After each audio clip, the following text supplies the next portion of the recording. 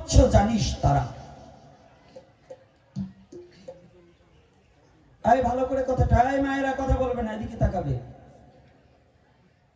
পূর্বত্তন মানে না যারা নিশ্চুক মেলচ্ছ জানিস তারা। মেলচ্ছ কাকে বলে? যারা নিজের স্বধর্মকে জানে না, নিজের স্বধর্মের কথা প্রতিপালন করে না, ইচ্ছা মতো স্বেচ্ছাচারী হয়ে নিজের ইচ্ছা মতো ধর্মের কথা বলে, নিজের ইচ্ছা মতো পথ যোজন করে, নিজের ইচ্ছা মতো চলে, খাদ্যের বিচার থাকবে না, গীতা ভাগবত পুরাণ আদি কোনো কিছু মানবে না, নিজেই ভাববে যে আমি যা, আসরিক শক্তি প্রকাশ করার নামই মেলচ্ছ। কি কষ্ট হচ্ছে নাকি আপনাদের কথাটা বুঝতে? কি বাবারা কি বলেন? ঠিক আছে না উল্টো বলছি? এটাকে কি বলে? মেলচ্ছ, পূর্বাত্তন। পূর্বের রীতিনীতিকে একেবারে যারা অস্বীকার করবে, তবে পূর্বের রীতিনীতির মধ্যে কিছু কুসংস্কার আছে, যে কুসংস্কারটাকে ঝেড়ে ফেলে দিয়ে আর্য মহর্ষিদের ধার্য করা যেগুলো নিয়ম কানুন আছে সেটাকে আমাদের মানা একান্ত কর্তব্য। তাহলে এই প্রেমের অবতার, অবতার দু প্রকার। অবতার দু প্রকার। কেমন? একটা যুগ অবতার আর একটা ক্ষণ অবতার। অবতার ক প্রকার? দুই প্রকার। একটা যুগ অবতার আর একটা ক্ষণ অবতার। যুগ অবতার চারি যুগে চারজন, যেমন নৃসিংহদেব, বামন, পরশুরাম, এরা কিন্তু মৎস্য, কুর্ম, বরাহ, এরা একজনও কিন্তু যুগ অবতার নেই, এরা ক্ষণই অবতার। এই যে ইয়াদা ইয়াদা হি ধর্মস্য গ্লানি, এই শ্লোকের তাৎপর্য ওখানে পাবেন। কি করে? যখন যখন ধর্মের গ্লানি হয়, ধর্মের গ্লানি হয় এই কথাটা বলা হয়েছে। ধর্মের, অধর্মের সংখ্যা যখন বেড়ে যায়, অসুরদের অত্যাচার যখন বেড়ে যায়, তখন পাপীকে বিনাশ করার জন্য, তার ভক্তকে রক্ষা করার জন্য ভগবান ক্ষণ ক্ষণ সময় পৃথিবীতে অবতরণ করেন। এটাকে বলা হয় ক্ষণ অবতার। আর যুগ অবতার একটা যুগকে ভূভার হরণ করার নিমিত্তে ওই যুগের সমস্ত জীবকে উদ্ধারের দায়িত্ব যার উপর নিয়ে যিনি এসেছেন তিনি হচ্ছেন যুগ অবতার। তবে সনাতন ধর্মে বহুবার অবতার হতে পারে, এটা কোনো অবিশ্বাসের কিছু নয়। তাহলে না হলে গীতা মিথ্যা হয়ে যাবে। যদি বলেন এটা অবতার হতে পারে না, একমাত্র গৌরাঙ্গই অবতার, তাহলে আপনার কিন্তু ভুল হবে, কারণ তাহলে গীতা আপনি মানেন না। এই যে কৃষ্ণ ভক্ত যারা আছেন ভালো করে শুনবেন, বৈষ্ণব কর্তারা, গীতায় কি বলছে? ইয়াদা ইয়াদা হি ধর্মস্য গ্লানি। তাহলে যদি আপনি বলেন যে না ভগবান আসতে পারে না, একবারই এসেছে গৌরাঙ্গ রূপে, তাহলে কিন্তু আপনার একটু গীতাটাকে অবমাননা করা হয়ে যাবে। কি ভগবানের কথা থাকবে?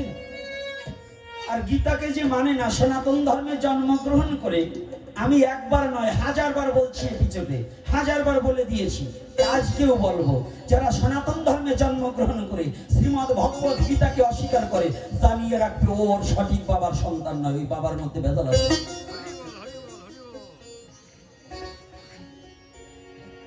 এটা আমি আজকে বলি নাই, আরো হাজারবার বলে দিয়েছি। তাহলে গীতাকে আপনি যেই হন, শ্রীমদ ভগবত গীতাকে আপনার স্বীকার করে নিতে হবে। এই কলির যুগের যুগনায়ক হচ্ছে শ্রীকৃষ্ণ চৈতন্য মহাপ্রভু। তো এই যুগনায়ক যিনি, তিনি কি নিয়ে এসেছিলেন? অন্যান্য যুগে শুধু নাম ছিল, আর এই কলির যুগের জন্য নাম এবং প্রেম। এই প্রেম মহাপ্রভু 48 বছর পর্যন্ত প্রেম বিতরণ করে গেলেন, তাতেও তিনি ক্ষান্ত হলেন না। তিনি যখন লীলা সম্বরণ করলেন, জগন্নাথের সাথে যখন লীন হবে তার একটু কিছুদিন আগেই উনি বুঝলেন আমার এই লীলা সম্বরণ করে চলে যেতে হবে। ওই অচল জগন্নাথকে সচল করতে হলে আমার নিজেরই ওই জগন্নাথের মধ্যে যদি প্রবেশ না করি, তাহলে ওই পুরী ধামে যত ভক্ত আছে তারা অনাহারে কাটতে হবে। ভক্তের ভগবান তো, ভক্তকে রক্ষা করবার জন্য ভগবান অনেক কিছু করতে পারেন। কে বলছে ভগবান পারে না? ভগবান সব কিছু পারে। কে বলছে ভগবান আসতে পারে না? আসতে পারে।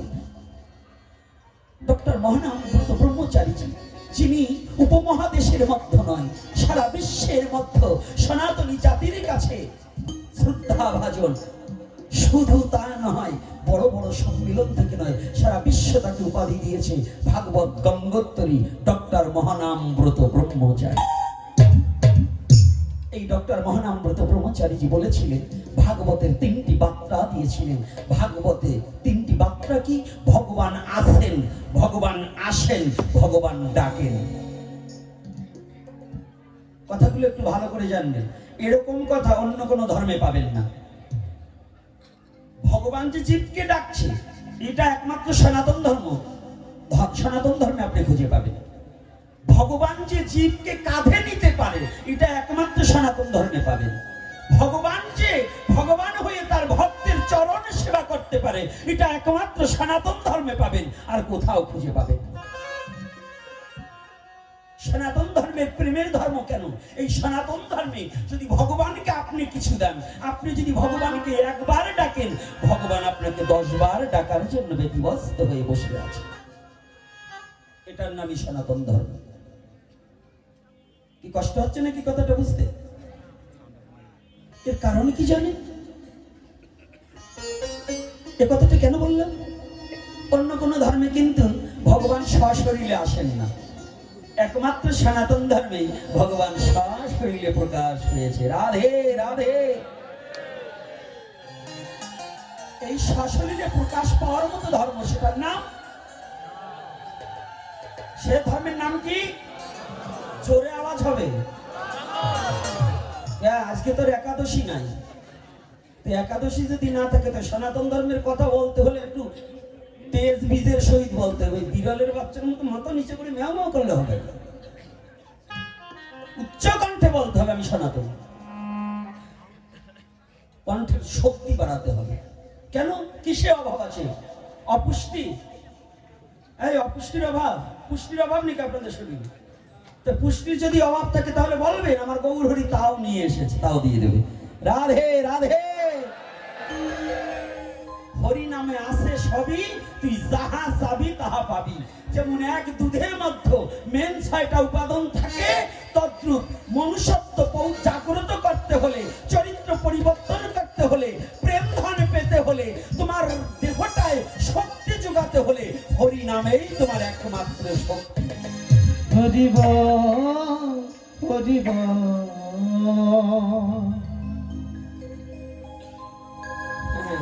কায়দা আছে। সনাতন ধর্ম নাম শুনছে, এখন ভিতরে ডুবে দেখো এটার মধ্যে কি আছে। ডুবলে পরে রতন পাবি, ভাসলে পরে পাবি না।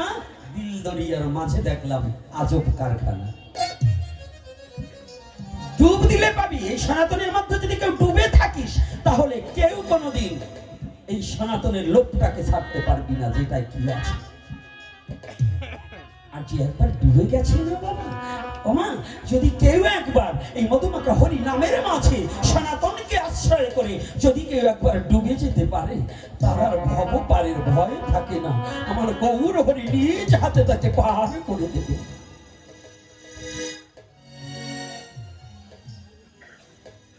আজকে সেই পাবন অবতারী শ্রীমান গৌর হরি পদ্মা দেবীর কাছে এসে সাথে সহদিত ভাই নিত্যানন্দ সকলে আছে। এই যে খেতুরি, রাজশাহী খেতুরি, তার ওপারেই কিন্তু ভারত, পদ্মার ওপারেই ভারত। আপনারা যারা গিয়েছেন, ওই পদ্মার কাছে এসে নরোত্তম নরোত্তম বলে ডাকছে। নরোত্তম বলে যখন ডাকছে, নিত্যানন্দ প্রভু বলছে, প্রভু এখানে তো আমাদের মধ্যে কোনো নরোত্তম নামে কেউ নেই,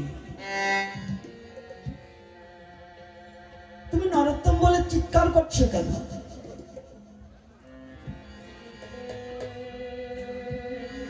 আমি নরোত্তম বলে চিৎকার করছি কেন? নরোত্তম আমাদের এখানে নেই, তবে আসবে। আমি তার জন্য আমার তো লীলা সম্বরণ করতে হবে। তবে তার আগে আমার এই প্রেম ধন, যে প্রেম ধন নিয়ে এসেছি,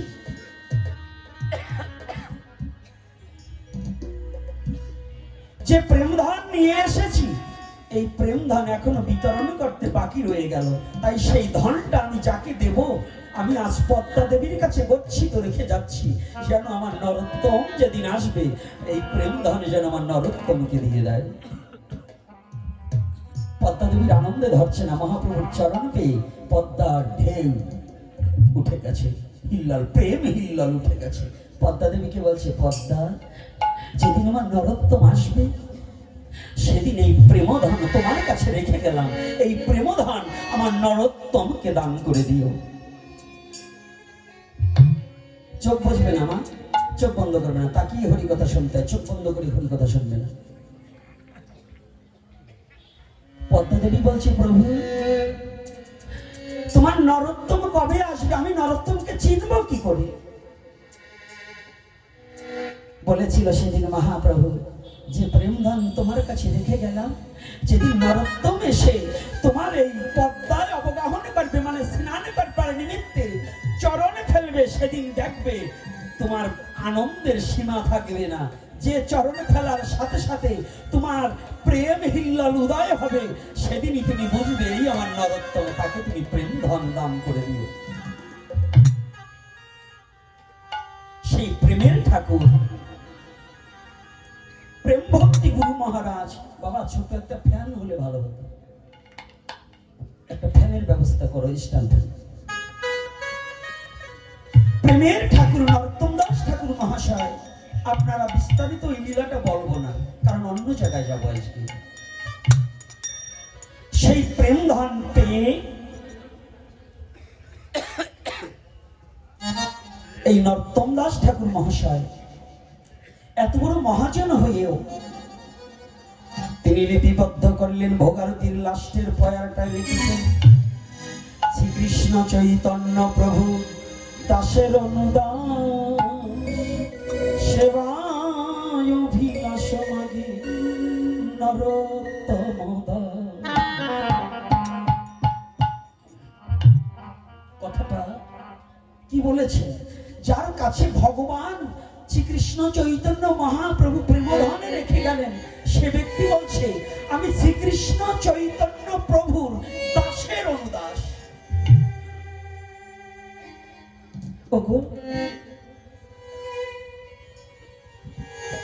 এ বিশ্ব জগতে আমার এমন কোন কর্মের দ্বারা, আমার এমন কোন সাধনার দ্বারা আমি বলতে পারি যে আমি ভগবানের ভক্ত হয়েছি? আমি কেমন কোন সাধনা করেছি যে আমি গর্ব করে বলবো যে আমি ভগবানের ভক্ত, আমি ভগবানের সাধন করেছি?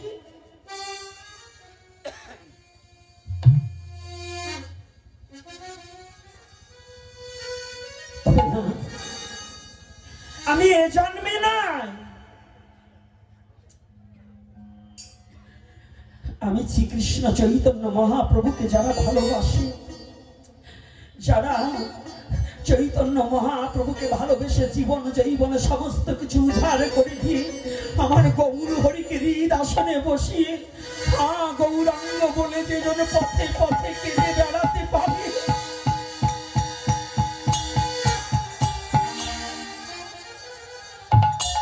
আমি যেন আমি সেই গৌর ভক্তের পথে যেন ওই চরণ ধুলি যেন শিরে মাখার মতো যোগ্যতা আমার হয়।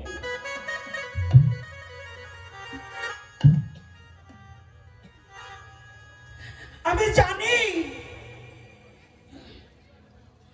এ জন্মে আমি কোনোদিন গৌরকে ভালোবাসতে পারবো না। আমি জানি আমার দ্বারা কোনোদিন গৌরের ভজন করা হবে না। আমি জানি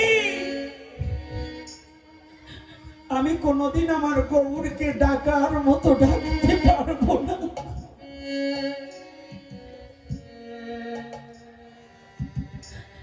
কেননা আমার এমন কোন ধন আছে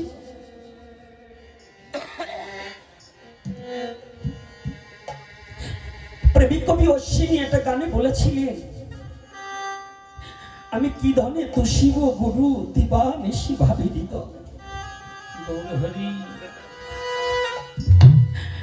আমার বলতে নাই কোনো ধন, সকল ধনের কর্তা তুমি ব্রহ্ম সনাতন। আমার নরোত্তম দাস ঠাকুর বলছি, আমার কি আছে?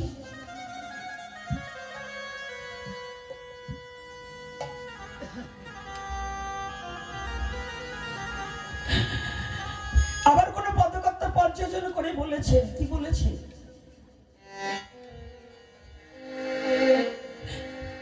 বিশ্ব জগতের মাঝে আমার বলিতে কিবা আছে হরি, সকলই তো তোমারই দান, তোমারই দান। কি দিয়ে পুজিব বলো ভগবান, ও হে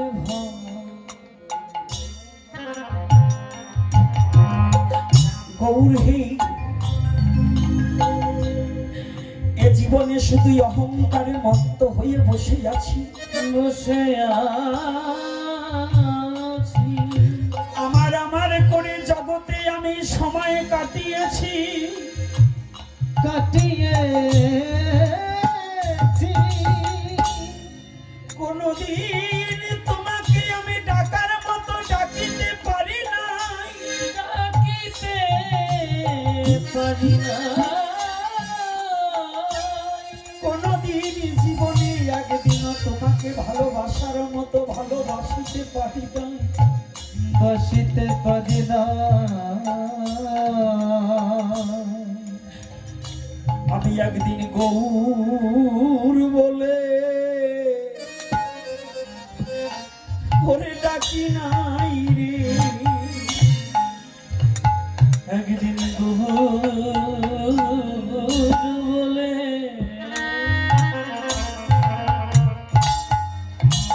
আমি ডাকি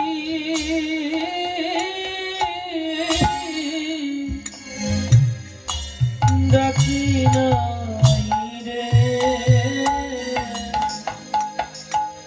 একদিন গোবর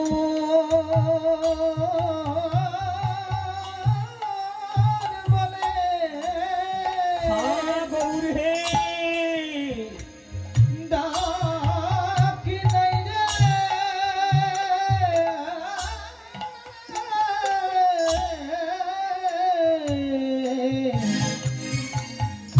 একদিন গৌর বলে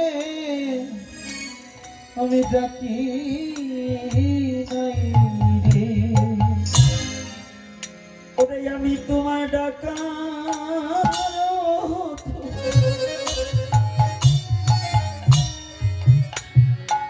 ওরে সময় পাইনি বলে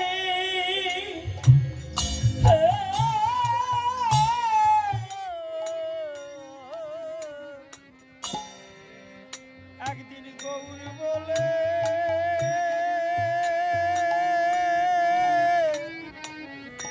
ডাকি নাই রে, জীবনে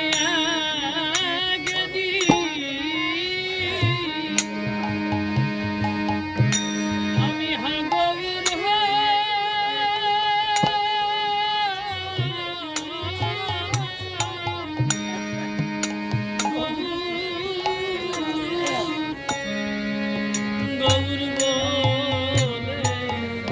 একদিন ডাকার মতো আমি ডাকি নাই রে, আমি কেমন করে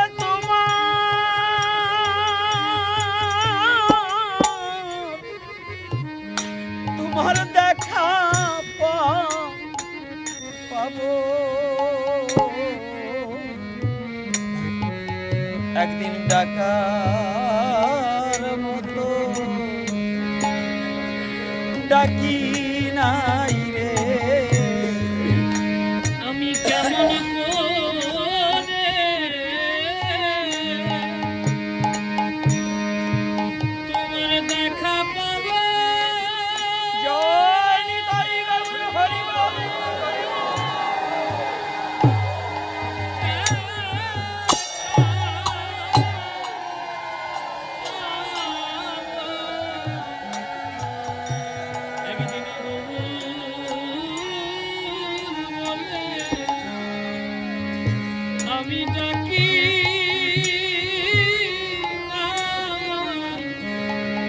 নাই রে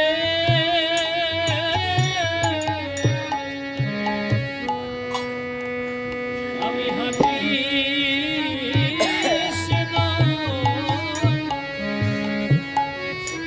কৃষ্ণ বলে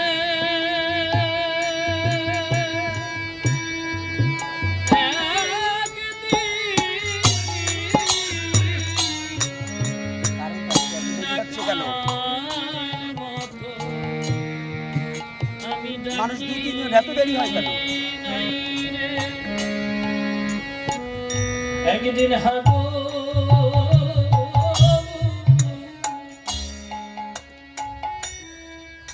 হাগর বলে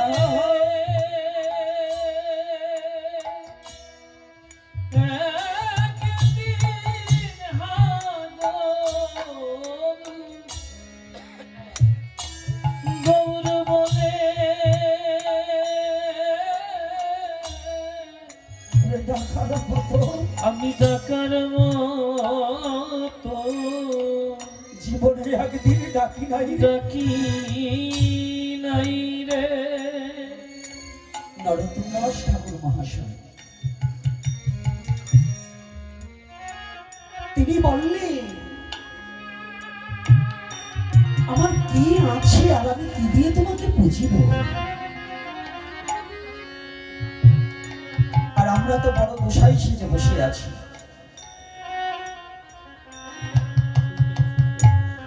বড় বৈষ্ণব সেজে বসে আছি, কিন্তু জীবনে কি একটিবার ভেবে দেখেছি আমি ভগবানকে কতটা ভালোবাসতে পেরেছি। আমরা সকলে যে যেখানে বসে আছি বড় অহংকারের আসনে বসে আছি, অহংকারকে কখনোই চূর্ণ করতে পারিনি, আজ অবধি অহংকারটাকে চূর্ণ করতে পারিনি, কিন্তু আমরা বড় ধার্মিক হয়ে বসে আছি।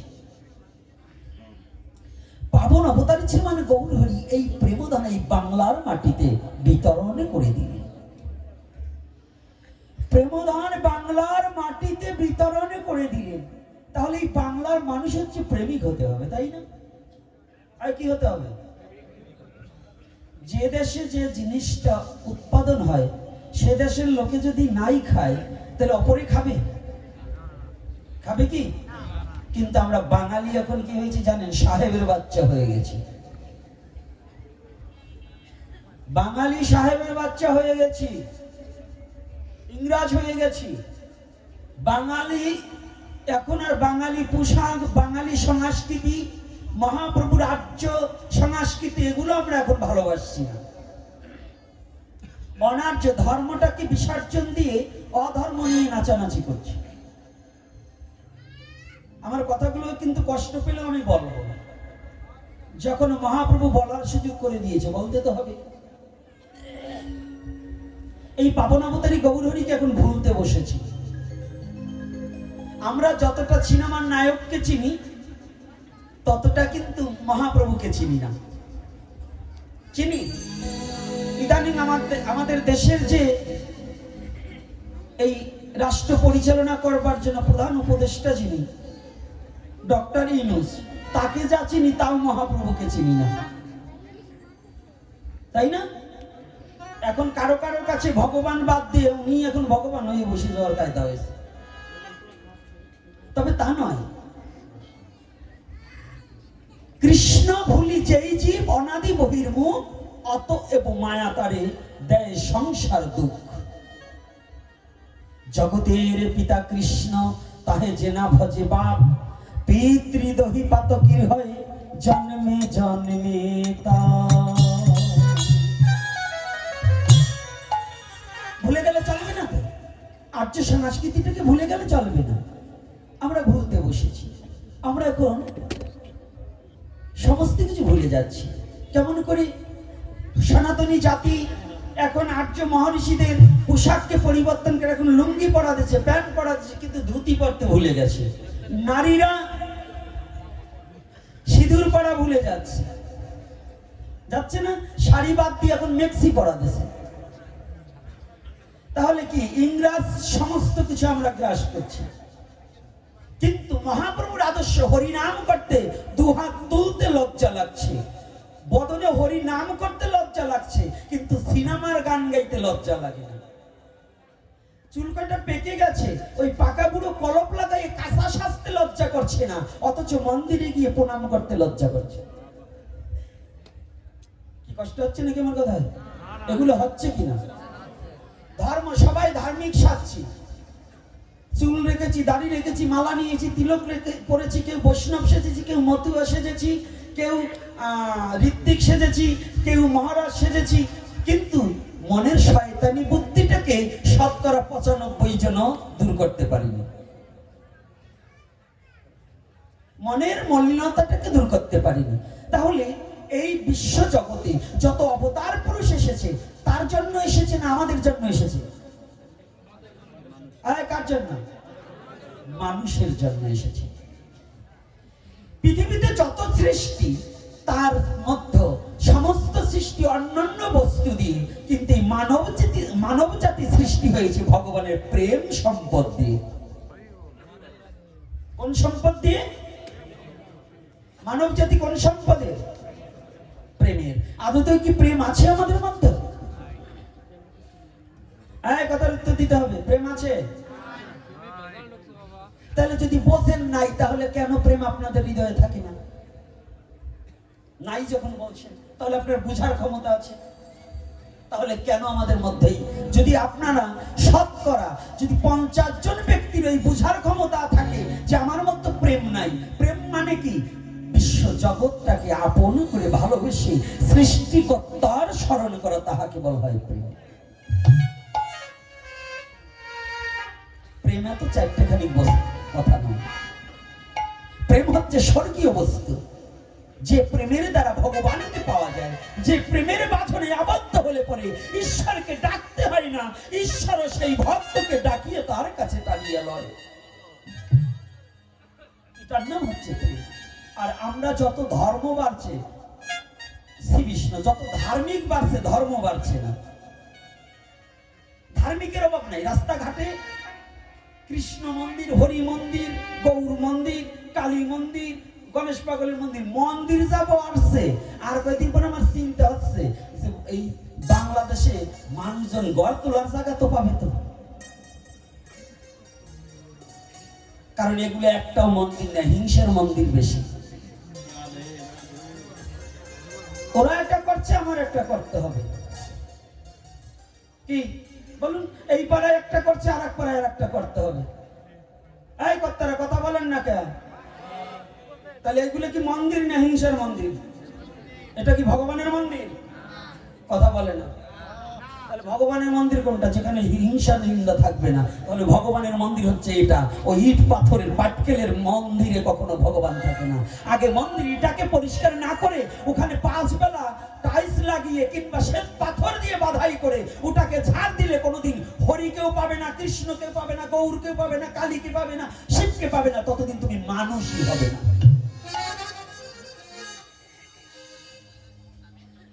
এটা প্রেমের মাটি, কিন্তু এখন প্রেম শেষ।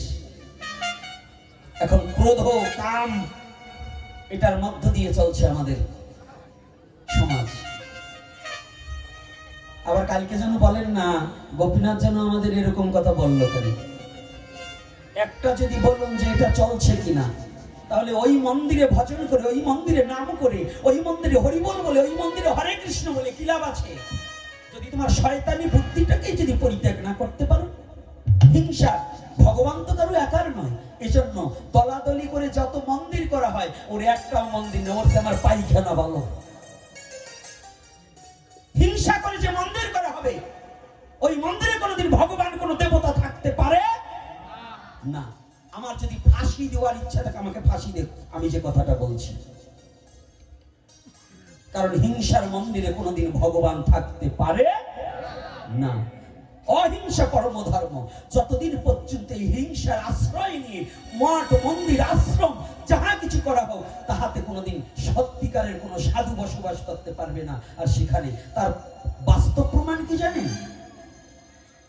বৃন্দাবনের নাম শুনলেই দেখবেন লাফালাফি করে বলেন, টাকা দুটো হলেই বৃন্দাবনের, তাই সে আমি বৃন্দাবন ঘুরিয়ে এসেছি। আমি 1 মাস ছিলাম। ভক্ত কোনোদিন 1 মাস থাকে? ভক্ত বৃন্দাবনে একবার গেলে সারা জীবন বৃন্দাবনেই থাকে, সে বৃন্দাবন থেকে কখনো পরিত্যাগ হয়নি। আর উনি 1 মাস ছিল, সে গল্প দেয় আমি 1 মাস ছিলাম। ওই বৃন্দাবনের রাধাকুণ্ডের একটু ঘটনা শুনে। ওই বৃন্দাবনের রাধাকুণ্ডে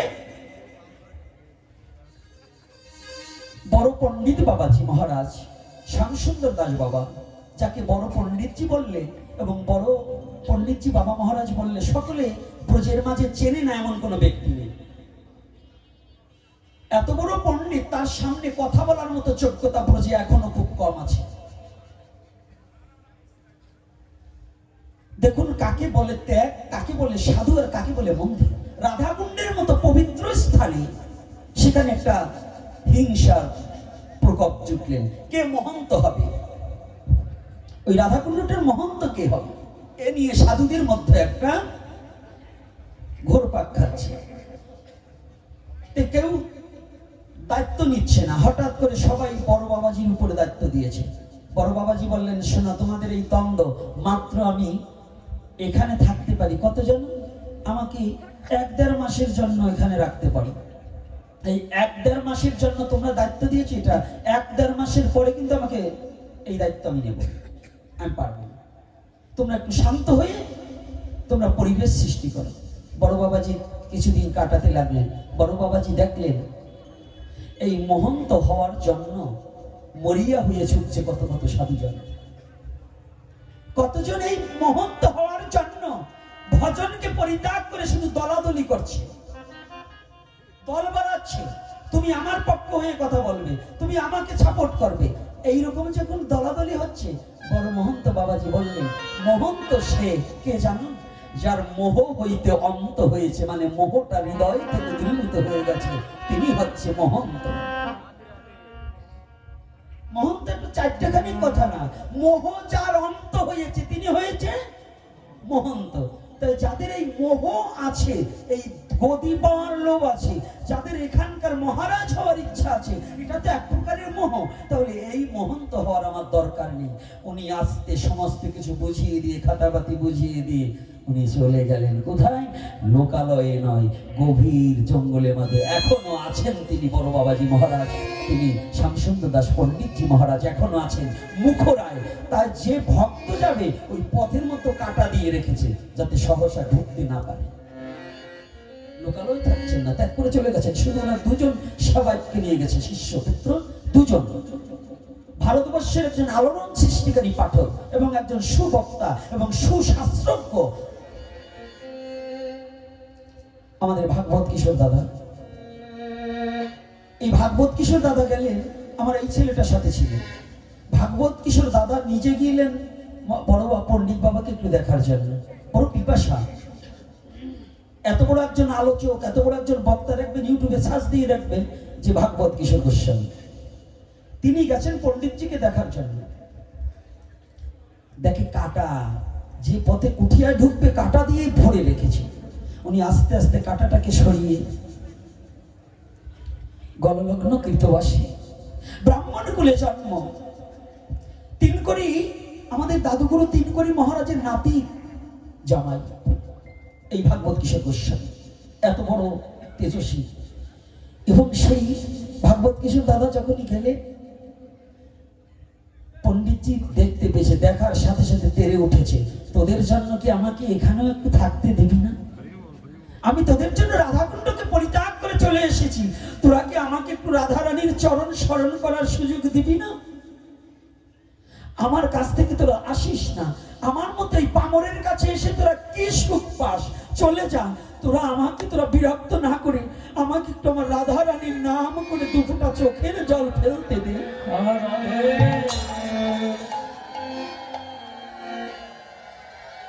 আমাকে একটু রাধা বলে আমাকে 2 ফোঁটা চোখের জল ফেলতে সুযোগ করে দে। তোরা আসিস না, কেন আসিস? আমাকে বিরক্ত করে তোদের কি আনন্দ পাস জানিস?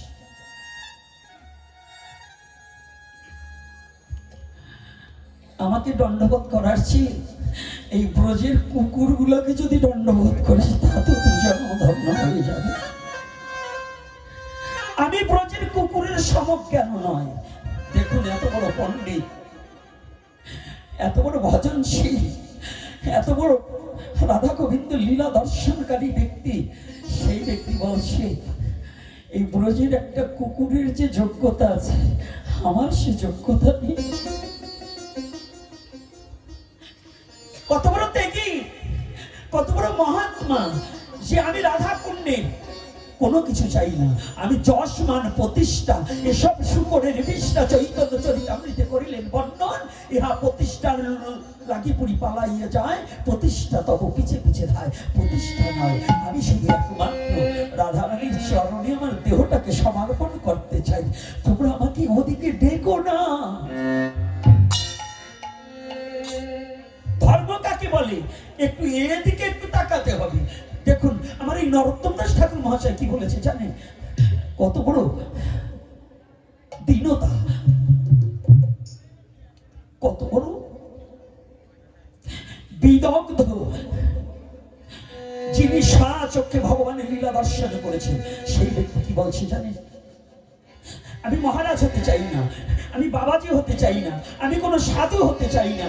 ওগো প্রেম ভক্তি চন্দ্রিকা বললে ওরে বৈষ্ণব ওরে তাদের যদি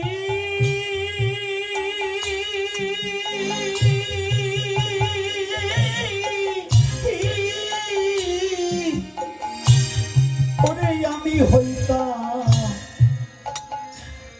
হইতাম কুকুর,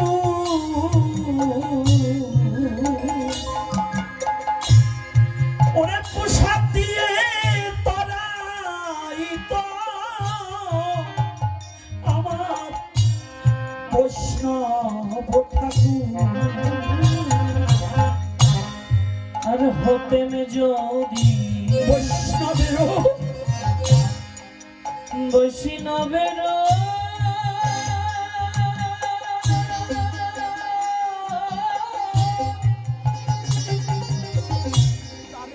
আমি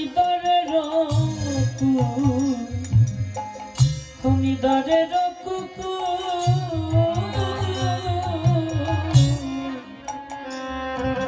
ওরে প্রসাদ দিয়ে তরাই তো কৃষ্ণ প্রসাদ দিয়ে আমায় তরাই তোরে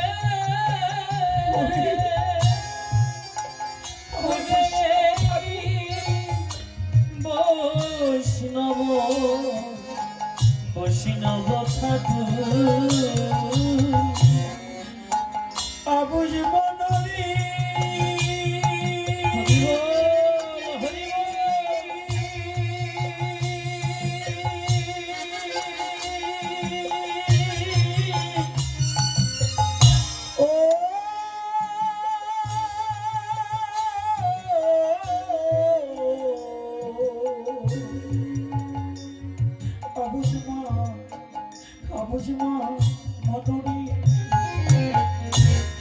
এই বৈষ্ণবতা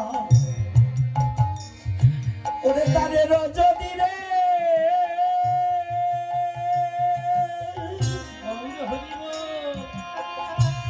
ওরে আমার জীবনে আমি হইতাম ওরে হইতাম কুকুর,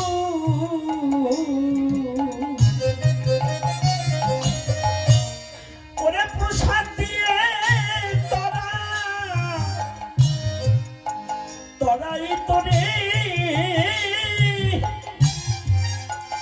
ওরে আমার বৈষ্ণব ঠাকুর রে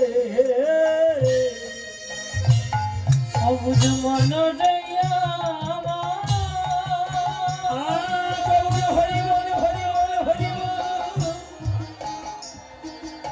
জগনারে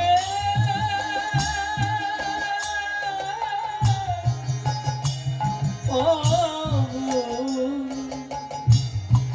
জগনারে মনরিয়া আমি বৈষ্ণবের ওরে দারের যদি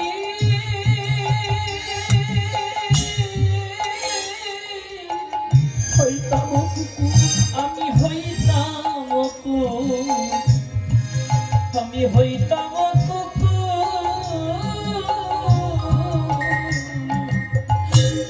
প্রসাদ দিয়ে তারাই তো হরে কৃষ্ণ প্রসাদ দিয়ে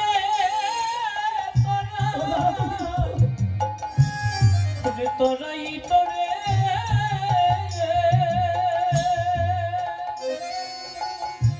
ওরে বৈষ্ণব ঠাকুর বৈষ্ণব বৈষ্ণব ঠাকুর তবে আমি মানব হয়ে কি করিলাম, ভবে মানব হয়ে আমি কি করিলাম। ওরে একবার হা কৃষ্ণ বলে হরিব না ডাকিলাম, ওরে মানব হয়ে কি করিলাম, একবার কৃষ্ণ বলে না ডাকিলাম। আমি না ডাকিলাম, ভবে মানুষ হয়ে আমি কি করিলাম। পদকর্তা বলছি কুকুরকে পশু তো বলা হয়, তাই না? কুকুর তো একটা পশু। একবার ভেবে দেখুন তো, শুদ্ধ কৃষ্ণ ভক্তের বাড়ির কুকুরটাও শ্রেষ্ঠ, কিন্তু আমি তো তা নই। তাহলে কে শ্রেষ্ঠ? আমি মানব জাতি শ্রেষ্ঠ হলাম কেমন করে? তাহলে পশুকে বলো, ও পশু নয়, আমি পশু। ও পশু নয়, আমি পশু। ওরে আমি মানব হয়ে হরি বললেম না রে, ওরে ও পশু নয়, আমি পশু। আমি মানুষ হয়ে হরি বললেম না রে। হরি বললেন না, ও পশু নয়, আমি পশু। এইভাবে আমি পশু। ও বাবা, ও মা, এ বিশ্ব জগতের অহংকার যতদিন পর্যন্ত থাকে, যতদিন পর্যন্ত হিংসার লেশ থাকে, ততদিন পর্যন্ত মানুষ হওয়া যায় না। ধার্মিক তো দূরের কথা, মানুষই হওয়া যায় না। পথের মধ্যে যেমন একটা কুকুরের খাবারে আর একটা কুকুর গেলে যেমন হিংসা করে, মানুষের আচরণটা কেমন হয়েছে জানো? দেখবেন বাজারে যদি একটা কুকুর আর একটা কুকুরের সাথে মারামারি করে না, আর 10টা কুকুর এসে চতুর্দিকে শুধু ঘোরে আর ডাকাডাকি করে, আরো 50টা কুকুর এসে যাবে, কিন্তু কেউ কাউকে ছাড়ায় না। ছাড়ায় বাবা? কেউ কাউকে সমাধান দেয়? বর্তমান সমাজ আমরা মানুষ কুকুরের চেয়েও নিকৃষ্ট। একজন আর একজনকে অন্যায় ভাবে আঘাত করছে, আমি এসে দাঁড়িয়ে দেখছি, তাহলে আমি তাকে প্রতিবাদ করছি না, তাহলে আমি কি কুকুরের চেয়ে একটু ভালো?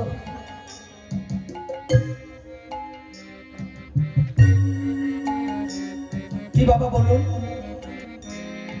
হচ্ছে না? এখানে এখন মারামারি বাজবে, কি কথা নিয়ে বেঁচেছে, মারামারি আপচেট হয়ে যাবে, কিন্তু এতগুলো লোক কেউ কাউকে ঠেকাবে না, কেউ কাউকে ধরবে না, কে কার অন্যায় এটা বিচার করবে না, দলগত ভাব হবে। কি ও আমার দলের লোক, অন্যায় করেছে, কি হয়েছে, আমার দলের তো লোক। যারা এই দলগত ভাব নিয়ে মারামারি ঠেলাঠেলি সমাজকে দুভাগ করতে চাই, যারা সমাজকে নষ্ট করতে চাই, সনাতন ধর্মকে নষ্ট করতে চাই, আমি বলে যেতে চাই তারা কোনোদিন মানুষ নয়, তারা পশু। দেহটা মানুষের মতো, কিন্তু আচরণটা ঠিক পশুর মতোই হয়ে গেল। রাধে রাধে। কষ্ট লাগছে না তো? হ্যাঁ, মিথ্যা কথা বলা হচ্ছে, এগুলো কি মিথ্যা? তাহলে আগে কি প্রয়োজন? আগে প্রেম প্রতিষ্ঠার প্রয়োজন। যতদিন পর্যন্ত তোমার হৃদয় মাঝে প্রেম প্রতিষ্ঠা না হবে, ততদিন পর্যন্ত তুমি ধার্মিক নয়। প্রেমটা কেমন? মাতৃত্ব প্রেম, ভ্রাতৃত্ব প্রেম, বন্ধুত্ব প্রেম। হ্যাঁ, আছে কিনা? জগতে জীবের প্রেম। আমার সনাতন ধর্ম কেমন দেখুন, একজন কর্মবীর সন্ন্যাসী, সনাতনী সৈনিক, তিনি কে?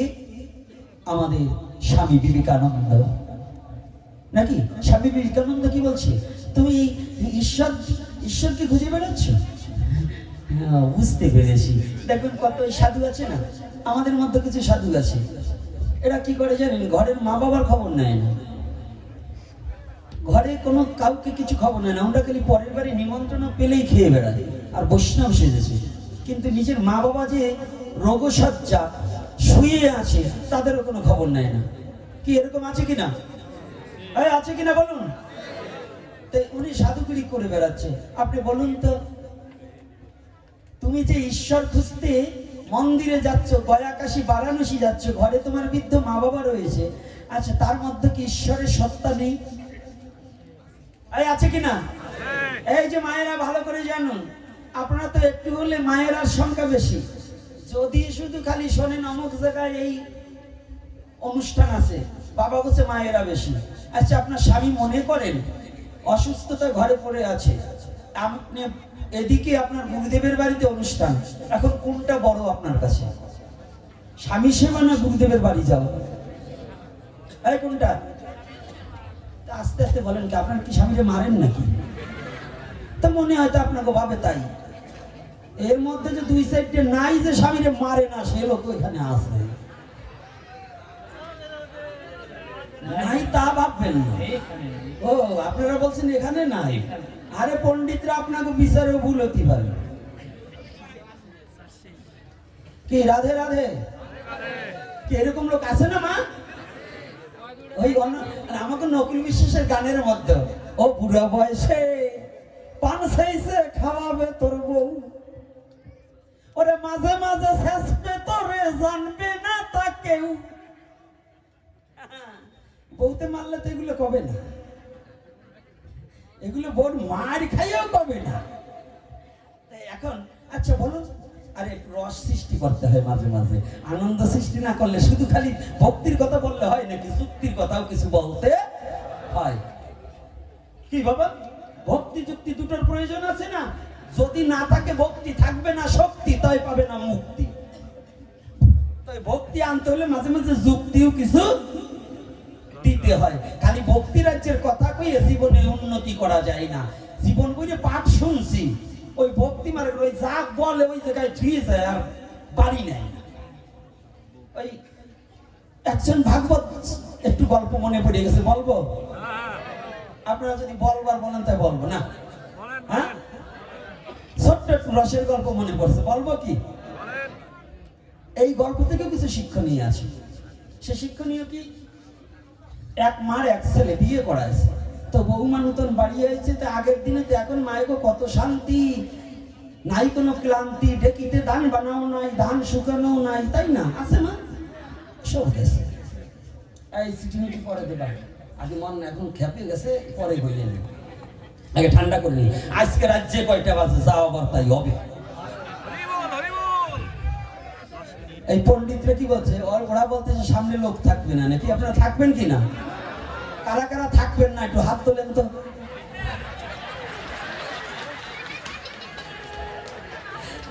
রাধে রাধে। দেখছেন মনের কথা বাইরেই যায় কিভাবে। এইবার দেখুন, ও মা কথাটা শোনো, নতুন নতুন ছেলে বিয়ে করেছে, বৌমা বাড়ি আসছে, এদিকে 3-4 মণ ধান ভিজেছে। তো পাশের পাড়ায় ভাগবত পাঠ, যেমন বাংলাদেশের মধ্যে আমার পিল্লমঙ্গল বাবা যদি আসে, একটু কাজ পেলেও যাইতে ইচ্ছে করে।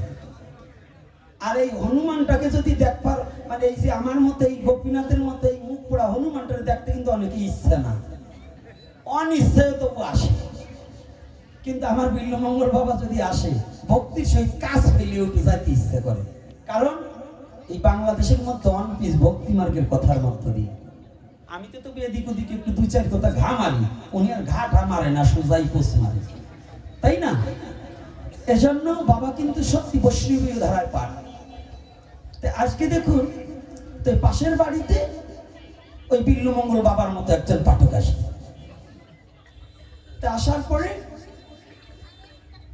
বৌমা 1 সপ্তাহ পাঠ, তো এই যে আমাদের দেশে তো গায়ে এই যে ফোনটা একটু কমাইয়ে দাও। আমাদের দেশে যদি বাউল গান হয় 15 দিন হলে পরে লোক কমে না, আর ভাগবত যদি 1 সপ্তাহ হয় তালাশ করে লোক পাওয়া যাবে না। প্রত্যেকদিন কে যায় কে? আর যদি বাউল গান হয় তাই কিন্তু ঠেকেও লোক কাছানো যাবে না। আর যদি মেয়ে শিল্পী সাইড দিয়ে হয়, কি বলে কিছু কিছু আরে রাধে রাধে পড়ে বললে না নে আরো কাছে কো নাম যজ্ঞের দল আনে নাম কীর্তন করবার বুড়িয়ে দাঁত পড়িয়ে গেছে শালার শ্মশানে যাবে 3 দিন পরে ও কয় মাইয়ে দল আমার ঘরে দিও। কত বড় বদমাশ! কি এরকম কমিটির কাছে চাইয়ে নেয় না? আছে কি না বলে? হ্যাঁ, খালি রাধে রাধে বলে আজকে বাগান পরিষ্কার করে দিয়ে যাবো যা আছে কপাল।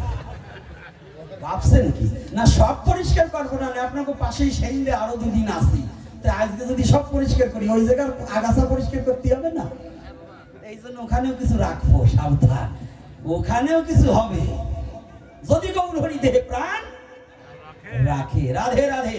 আগামী দিন এবং পরশু দিন এই 2 দিন কিন্তু সেন্দেতে আসি, যদি কৃপা করে হনুমানের মুখ দেখতে ইচ্ছা থাকে তাহলে যাবেন।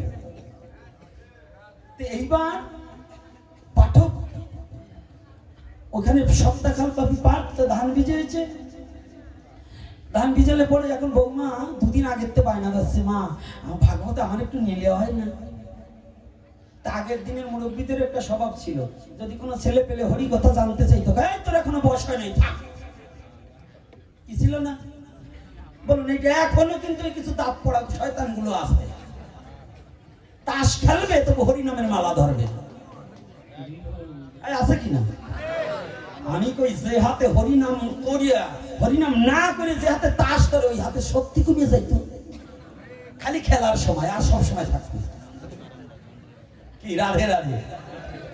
বয়স হয়েছে, হরিনাম করে না, ভালো কাজ করে না, ভগবানের চরণে তুলসী দেয় না, খালি তাস খেলে। আমি ভগবানের কাছে করি, ভগবান যতটুকু সময় তাস খেলবো ওইটুকু সময় হাতে শক্তি কমাই দিও। কি রাধে রাধে। আপনারা কি একমত? হ্যাঁ, যে কটা খেলতে রে তাস ওকে ফাইটি যাচ্ছে, যদি সত্যি সত্যি কমিয়ে যায় তাস খেলবা না কেন? গীতা পাঠ করার শক্তি থাকে না, উনি তুরুক দিবার বেলায় একেবারে বাড়ি কায়দা পায়। ভাগবত ওই তুরুক দেওয়া নিষেধ আছে, ওটা কলি। যেগুলো হরিনাম বাদ দিয়ে তাস খেলায় ওই কটাই জানবে কলির শালা নয় সুনিন্দির, ওই কটাই শয়তান। আজকে দিয়ে যাই যা আছে কপাল। কি পণ্ডিতরা আবার না করে, কয় কইেন না, কারণ নালি ভালো মতো যাবার পারি কি না পারি। হ্যাঁ, মন্দিরের বারিন্দা না, অত আর আজকে বলবো না, কালকে বলবানি। আজকে বলি যাব না, সব একটু একটু রাখিয়ে যাবে না, সব বললে পরে তো আর যাবে না। তো এইবার যখন ওই বৌমা নেছে, বৌমা 2 দিন বলছে, শাশুড়ি বলছে এই তুই জীবও মানুষ, তোর তো ভাগবতীয় কথার দরকার নেই, আমরা বুড়ো মানুষ আমরা একটু যাই। আগে কিন্তু ধর্ম করতো বুড়োরা, তাই না? সে কয়টা মরবে চলার তলে যাবে, আর যাওয়ার মানে আর হরি বল বারবার না, ওরা ছাড়া যায় না। কিন্তু যৌবনকালে আর হরি নাম করেন। শাস্ত্রে বলেছে কি, শিশুকালে ভজে কৃষ্ণ, কৃষ্ণ পাইবার আসে, যৌবনে ভজে কৃষ্ণ, আসে কি না আসে, বৃদ্ধকালে ভজে কৃষ্ণ শুধু দমের তরাসে। তাহলে কৃষ্ণ ভজনটা কখন? আমা কখন? শিশুকাল থেকে।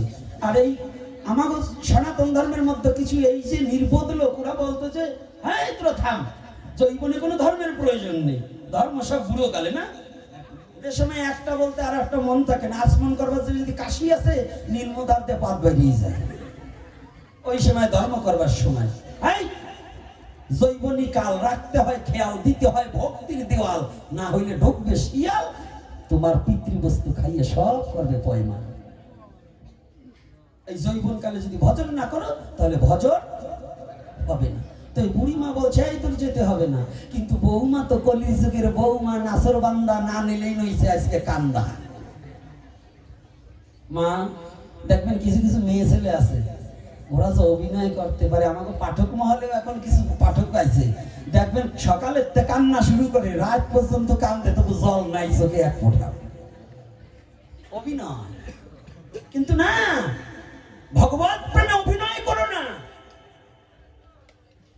ভগবানকে ঠকাবার চেষ্টা করো না, তাহলে নিজে একদিন ঠকে যাবে।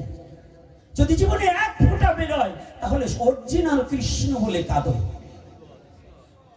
এক ফোঁটা বেরোকে তো বেরোতে হবে না, কিন্তু অভিনয়টাকে পরিত্যাগ করে কৃষ্ণ বলে। তবে হ্যাঁ, কাদার যে চেষ্টা করে এটাও ভালো। চৈতন্য চরিতামৃতে পিপুলিয়া হরিদাস ছিল যিনি, এই হরিনামে কাঁদে না তিনি। সব ভক্ত হরিনামে কান্নাকাটি করে গড়াগড়ি যায়, পিপুলা হরিদাসের কান্না আসে না হেতায়। এখন যদি এইখানে যত লোক আসছেন, এই যে হাজার হাজার লোক আসছেন, এর মধ্যে সবাই কাঁদে, আমার মতো পশু যদি চোখ গড়াইয়ে থাকে, যদি না কাঁদে, তাহলে কেমন লাগে? এই জন্য পিপুলে হরিদাস মনে করলেন, ভাবো না সবাই কাঁদে, আমার চোখে তো জল আর হরিনামে আসে না। তাই কি করা যায়? রাস্তা দিয়ে হাঁটছে, পিপুল গাছ আছে, ওই পিপুলের ডগা একটা ভেঙেছে, মানে ফল ভেঙে এনে ওই হাতে রেখেছে। হাতে রাখলে পরে ওই সবাই যখন কাঁদছে, ওই পিপুল নিয়েছ নিজের চোখে ডলা দিয়ে জল ধর ঝরাই পড়ছে, কিন্তু সবার চোখ ফাঁকি দেবে। কিন্তু দয়াময় গৌর হরি তো অন্তর্যামী, তিনি তো সব জানে। হঠাৎ করে বলছে, এক ভক্ত ডেকে বলছে, দেখো প্রভু, কোনোদিন যে না কাঁদে, আজ সে কাঁদছে। বলছে কাঁদছে বটে, কিন্তু পিপুলে কাউকে কিছু না বলে, ওর নাম হচ্ছে হরিদাস, বলছে পিপুলে হরিদাস এদিকে আয় বাবা। পিপুলে হরিদাস বললো কেন মহাপ্রভু? কাউকে বললো না, আমাকে বললো কেন? হৃদয়ে কামড় দিয়েছে, তাই তো। আমি যে পিপুল দিয়ে চোখে জল ঝরিয়েছি, আমি তো কোনোদিন কৃষ্ণ বলে কাঁদিনি, আমি শুধু অভিনয় করেছি। আমার এই অভিনয়টা প্রভু ধরে ফেলেছে। দৌড়ে গিয়ে পিপুলে হরিদাস ওই মহাপ্রভুর চরণ যেখানে জড়িয়ে ধরে বলছে, প্রভু তুমি আমাকে ক্ষমা করো, তুমি আমাকে কৃপা করো, আমিও যেন কৃষ্ণ বলে কাঁদিতে পারি। আমাকে কৃপা করো, আমি যেন কৃষ্ণ বলে কাঁদিতে পারি। আমিও মহাপ্রভুর কাছে প্রার্থনা করি, যারা অভিনয় করছে তাদের জন্য মহাপ্রভু কৃপা করে দুটোটা চোখের জল দেয়, কৃষ্ণ বলে যেন কাঁদতে পারে। আজকে ওই মা, বৌমা কান্না তুলে দিয়েছে, মা গো, ও মা, আমার কি একটু নিয়ে চলো না? এখন আজকাল যুগের বৌমার কথা না শুনলে তো ছেলে ভাত দেবে না। দেবে? হ্যাঁ, আজকাল পাওয়ার কাগজ ছেলের না বৌমার। আজকাল গুরুদেবের মন্ত্রের চেয়ে বৌর মন্ত্র বড়। এই ভয়তেই এইটা বিয়ে করে না। অনেকবার বলছিলাম যে বাবা আমার মা আন, আমি একটু মা বলে ডাকবো, ওকে না, ও পথে যাবো না, ওই জ্বালার। হ্যাঁ, কায়দা হয়েছে না, মানে ও বুঝতে পারছে। যাক, এইবার দেখুন, গুরুদেবের মন্ত্র ফেল মারিয়ে যায়, একমাত্র বউর মন্ত্র যদি কোনো বউ পাগল ছেলে হয়। আছে নাই বলে? না না, মনে হয় এই জায়গা বউ পাগল কেউ নাই। বউর কথায় মারে মারতে যায়, বাবারে মারে, কি এরকম আছে না? হরমজাদা, তোর 10 মাস 10 দিন রক্ত চুষে কি বউর রক্ত খেয়েছিলি না মার রক্ত খেয়েছিলি? কার রক্ত খেয়েছিলি? আর আজকে বউয়ের কথায় তুই মাকে যন্ত্রণা দিচ্ছিস। এ ব্যাপারে একটু পরে আসছি, গল্পটাকে বলে আসি, তারপরে বলবো। এইবার করেছে কি জানো না, বৌমা যখন কান্না নিচ্ছে, শাশুড়ি ভয় পেয়ে গেছে, যদি ছেলের কাছে বলে তাহলে তো আমার বাদ যাবে চলে, তো দরকার নেই, নিয়ে যাই। তো বলছে, মা শোনো, এদিকে 4 মণ ধান ভিজিয়ে দিয়ে গেছে, বলছে শোনো, ভাগবতে যাবা, আমি যেমন যেমন করবো তেমন তেমন করবা, আর ওই ভাগবতের কথা সব বাড়িয়ে আনবা। গেছে। আজকে আলোচনাটা হচ্ছে সর্বময় ঈশ্বর দর্শন। সর্বময় আলোচনার মধ্যে ভাগবত বক্তা বলছে, যত্র জীব তত্র শিব, জীব সেবাই শিব সেবা, সেবার সময় কাউকে তাড়াতে নেই। আর ওই ঈশ্বর পরমাত্মা রূপে প্রতিটা জীবের মধ্যেই বিরাজমান করেছে। তো ওই শাশুড়ি যাইয়ে আসল পাইতেন, একবারে সামনে যাইয়ে বসে, তো বৌমা তো নতুন মানুষ, একটু পিছনে বসেছে। তাই বসার পরে বাড়ি চলে এসে শেষ রাত্রে উঠে ধান সিদ্ধ করছে, 4 মণ ধান আঙিনায় নেড়ে দিয়েছে। তা আগের দিনে তো হিন্দুরা আবার সার গরু মা বাবার নামে ধর্মের সার ছাড়তো, তাই না? এখন আর ছাড়ে না, কারণ ছাড়িয়েও লাভ নাই, ওই খাওয়ার লোক আছে তো, এই জন্য ছাড়া বন্ধ হয়ে গেছে। তা যাই হোক, তো যখন ওই ধর্মের সার একটা গলায় তার রশি নেই, ওই ধান নাড়িয়ে দিয়েছে, শাশুড়ি অন্য বাড়ি একটু ঘুরতে গেছে, এর মধ্যে তো বৌমা বসে রয়েছে লাঠি নিয়ে, কিন্তু সার গরু এসে ধান খাওয়া দিয়েছে, বৌমা দেখেনি। যখন হঠাৎ করে তাকায় দেখতে পায় গরুতে প্রায় 1 মণ ধান খাইয়ে ফেলাইছে, সবার করে। এখনই মনে মনে চিন্তা করে ওই ভাগবতের কথা মনে পড়ে যায় যে ভাগবত ভক্ত বলছে যত্র জীব তত্র শিব, কোন জীব সেবার সময় তাকে তাড়াতে নাই, ওই জীবের মধ্যেই পরমাত্মা রূপে অনাদিরাদি গোবিন্দ বিরাজমান রয়। এই কথা মনে পড়ে যায়, এই জন্য লাঠি হাতে করজোরে দাঁড়াইয়ে রয়, কিন্তু ষাঁড় গরুকে তাড়ায় না। এদিকে ধান প্রায় 2.5 মণ খাই হয়েছে। গল্পের দাম তো তাড়াতাড়ি খায়। এইবার যখন এই ধান 2.5 মণ খেয়ে ফেলছে, এদিকে শাশুড়ি মাও বাড়ি আইছে। শাশুড়ি মা যখন বাড়ি ঢুকেছে, হঠাৎ করে দেখতে পায় লাঠি হাতে বৌমা দাঁড়াই রয় করজোরে, কিন্তু গরু তাড়ায় না। যখন ষাঁড় না তাড়ায়, আগের দিনের বকা তো অমনি কয়, ও নাই এসে মাইয়া চোখে দেখিস না। বলছি মা সাবধান, তাড়াতি নেই তাড়াতি নাই। বলছি কেন, কোথায় পেলি তাড়াতি নেই? গতকাল ভাগবতে গেছি না, ওই ভাগবত থেকে বলছে যত্র জীব তত্র শিব, কোনো কেউ সেবার সময় তাড়াতে নেই, ওর মধ্যে গোবিন্দ আছে পরমাত্মা রূপে তাড়াতে নেই। এই জন্যই তো তোর এই ভাগবতে নেবার চাইনি। বলছে কেন?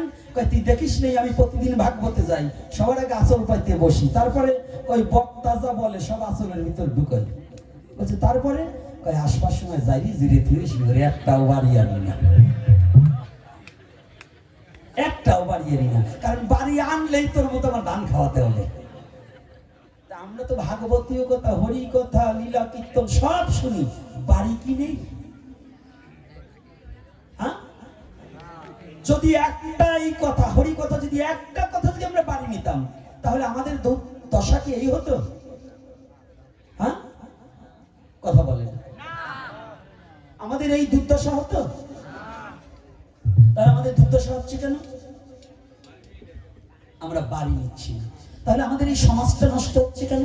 পূর্বের কথায় আবার যাবো, কিন্তু এই কথাটা আমার একান্ত প্রয়োজন। প্রেম প্রতিষ্ঠা হচ্ছে না। প্রেম বস্তুটা আমি পূর্বে ওই প্রেমের উপরে আজকে আলোচনা করব। মাতৃত্ব প্রেম, ভ্রাতৃত্ব প্রেম, বন্ধুত্ব প্রেম, সখ্যত্ব প্রেম।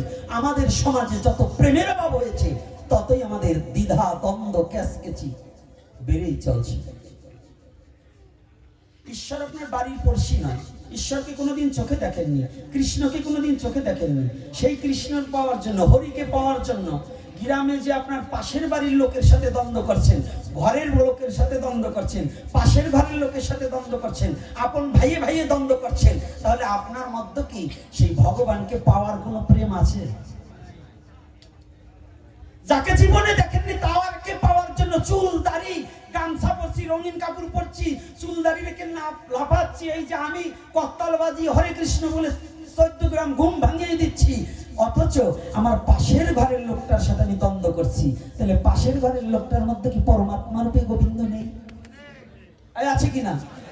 তাহলে আমি যদি তার সাথে দ্বন্দ্ব করি আর তীর্থে গিয়ে শুধু গড়াগড়ি করি, এই তীর্থে কি আমার কোনো লাভ হবে বাবা? কথা বলেন না কেন? তাহলে এই তীর্থটা কি হবে? ভাগবত কি শিক্ষা দেয়? ভাগবত হচ্ছে শিক্ষণীয় বিষয়। কি বস্তু? সনাতন ধর্ম এমন একটা ধর্ম যে একটা শিশু জন্মে পিতৃমস্তক হইতে মাতৃগর্ভে যাওয়ার থেকে শুরু করে এই মৃত্যুর পর্যন্ত, মৃত্যুর পরেও এই সনাতন ধর্মের শাস্ত্র কাজে লাগবে। কিভাবে একটা সন্তান উৎপাদন করবে তাহাও সনাতন ধর্মে বর্ণনা করা আছে। কিভাবে একটা সুসন্তান আনবে তাহাও এই সনাতন ধর্মে বর্ণনা করা আছে। কিভাবে তুমি মনুষ্যত্ব হবে, মনুষ্যত্ব অর্জন করবে তাহাও সনাতন ধর্মে আছে। কিভাবে একটা সংসার পরিচালনা করবে তাহা সনাতন ধর্মে আছে। কিভাবে একটা নারী তার পতিকে ভালোবাসবে তাহা সনাতন ধর্মে আছে। কিভাবে একটা বড় ছোট ভাই বড় ভাইকে সম্মান করবে তাহা সনাতন ধর্মে আছে। কিভাবে পিতা পুত্রের সম্বন্ধ স্থাপন থাকবে সেটা সনাতন ধর্মে আছে। কিভাবে পাড়া প্রতিবেশীকে ভালোবাসতে হবে সেটা সনাতন ধর্মে আছে। কিভাবে নিচু বলে গরিব বলে কাউকে অবহেলা করা যাবে না সেটাও সনাতন ধর্মে আছে। যদি আমি না দেখাতে পারি আমার জিহ্বা কেটে দেবে। আমি কথা দিচ্ছি, একজন যদি বলে যে এটা নাই, আমার জিহ্বা কেটে দেবে যদি আমি না দেখাতে পারি। কে বলছে উচ্চ নিচু সনাতন ধর্মে আছে? ভুলে গেছেন ভগবান রামচন্দ্র ক্ষত্রিয় ঘরে জন্মগ্রহণ করেও, ভগবান হয়েও গুহুক চণ্ডালকে বক্ষে জড়িয়ে ধরেনি। আরে ধরেনি? ভগবান রামচন্দ্র আর লক্ষণ জানেন তো? আজকে আমার সমাজ কত ঘৃণিত সমাজ হয়ে গেছে, যেখানে যাই শুধু একটা দুঃখ পাই। আজকে যারা একটু বয়স্ক হয়ে গেছে তাদের চোখের জল মোছাবার মতো সন্তান সমাজে খুব কম হয়ে যাচ্ছে। প্রতিটা গ্রামে কি ভাগ বাদ পড়ে কি হবে? হরিযাত্রা, গুরুযাত্রা, লীলা কীর্তন, পদাবলী, নামযজ্ঞ দিয়ে কি হবে যদি সমাজের কোনো পরিবর্তন না হয়? তোমার অর্থ আছে, অর্থ দিয়ে নামযজ্ঞ দিচ্ছ, বাংলাদেশের শ্রেষ্ঠ শ্রেষ্ঠ দল আনছ, ভারতবর্ষ থেকে লীলা কীর্তনী আনছ, কিচ্ছু হবে না যদি তুমি একজন মানুষের চোখের জল না মোছাতে পারো। যদি মানব সমাজের কল্যাণে তোমার জীবনটাকে দান না করতে পারো, যদি মানুষের অন্তরে তুমি ব্যথা দিয়ে থাকো, তাহলে তোমার এই ভাগবতের 4 পয়সা মূল্য নেই, এই হরিনামের 4 পয়সা মূল্য নাই, যতদিন পর্যন্ত তুমি হৃদয়টাকে পরিষ্কার করে ভগবানের শ্রেষ্ঠ জীবকে ভালোবাসতে না শিখবে।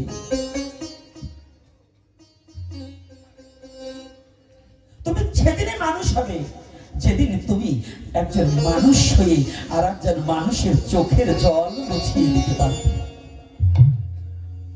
প্রতিটা গ্রামে যাচ্ছি, এই বাংলাদেশে আপনাদের এই হতভাগা এই কুলাঙ্গার যত দেশে এবং যত গ্রামে ঢুকছে, অন্যান্য পাঠক এত গ্রামে ঢুকছে না, কিন্তু প্রত্যেকটা জায়গা গেলেই একটা শুধু আওয়াজ আসে, বাবা এই কপাল নিয়ে আসছি।